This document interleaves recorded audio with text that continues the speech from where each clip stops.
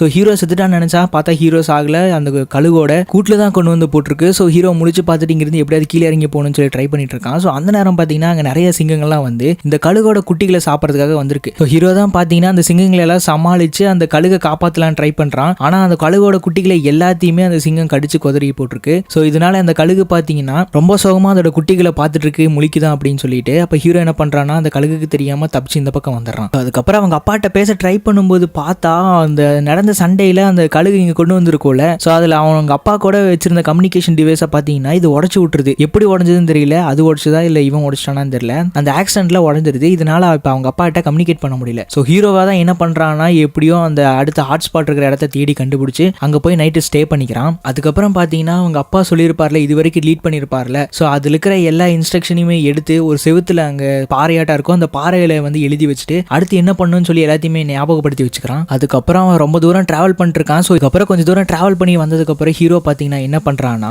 ரொம்ப தூரம் டிராவல் பண்ணி வந்திருப்பாள், அதனால கரெக்டாக ஒழுங்காக மூச்சு விட முடியல. அந்த கடைசியாக இருந்த ஒரு ப்ளீத்திங் ஃப்ரீலையும் எடுத்துக்கிட்டு இப்போ என்ன பண்ணுறான்னா அங்கே இருக்கிற நிறைய மரக்கட்டைகள் எல்லாம் ஒட்டுக்கா சேர்த்துக்கிட்டு இப்போ ஒரு படகு மாதிரி தயார் பண்ணி அதில் டிராவல் பண்ணி போயிட்டு இருக்கான் ஆத்து வழியாவே. அப்படி போகும்போதே பார்த்தீங்கன்னா கொஞ்சம் தூரத்துலேயே ரைஜ் பார்த்தீங்கன்னா தூங்கி போயிடுறான். ஸோ அதுக்கப்புறம் பார்த்தீங்கன்னா டக்குன்னு முழிச்சு பார்த்த உடனே அந்த படகுல அவங்க அக்கா உட்காந்துருக்கிற மாதிரி இருக்கு. அதுக்கப்புறம் ரெய்ஜே சொல்கிறான், இது கற்பனை எனக்கு முன்னாடியே தெரியும். ஸோ இப்போ நான் கற்பனை பண்ணிட்டு தான் இருக்கேன், நீ உண்மை கிடையாது அப்படிங்கிற மாதிரி சொன்ன உடனே ஸோ அவங்க அக்கா என்ன சொல்றான்னா, சரி ரேஜ் இப்போ நீ முழிச்சுக்க வேண்டிய நேரம் ஆச்சு, முழிச்சுக்கோ அப்படின்னு சொன்ன உடனே ரேஜ் பாட்டுக்கு ஏதோ டெக்னிக்கல் டேர்ம்ஸ்ல பேசிட்டு இருக்கா, இந்த கற்பனைக்கு காரணம் இது அது இதுன்னு சொல்லிட்டு. இப்போ டக்குன்னு பார்த்தீங்கன்னா ரேஜ் முழிச்சுக்கோ அப்படின்னு சொன்ன உடனே இப்போ முழிச்சு பார்த்தா பின்னாடி ஃபுல்லா அந்த கிளைமேட்டிக் சேஞ்சஸ் நடந்துட்டு இருக்கு. ஸோ இவன் நல்லா தூங்குனனால அந்த ஹாட்ஸ்பாட் ஜோனுக்கு போறதுக்கு ரொம்ப லேட் ஆயிடுச்சு. ஸோ இப்போ எப்படியும் அவனோட கான்சியஸ் தான் அவங்க அக்கா மாதிரி வந்து அவனை எழுப்பி விட்டுருக்கு. ஸோ இப்போ ரேஜ் பார்த்தீங்கன்னா ரொம்ப குரலில் நடுங்கிட்டு போயிட்டு இருக்கான். இன்னி கொஞ்ச நேரம் இருந்தான்னா சத்தியமா செத்து போயிடுவான். ஸோ சுற்றி இருக்கிற சூழ்நிலைக்கு ஏற்ற மாதிரி அவனோட ட்ரெஸ்ஸோட கலருமே மாறும். ஸோ அந்த மாதிரி இப்போ அப்படியே ஒயிட் கலரும் ப்ளூ கலரும் மிக்ஸ் ஆன மாதிரி ட்ரெஸ் மாறுது. ஸோ அதுக்கப்புறம் பார்த்தீங்கன்னா சுற்றி எல்லா இடத்துலையுமே அந்த பனி வந்துட்டு இருக்கு. ஸோ ரேஜால எதுவுமே பண்ண முடியல. கடைசியில் என்ன ஆயிடுதுன்னா அவன் மயங்கி விழுந்துடுறான். ஸோ இந்த வீடியோவோட ஃபுல் எக்ஸ்பிளனேஷன் நீங்கள் பார்க்கணும்னு நினச்சிங்கன்னா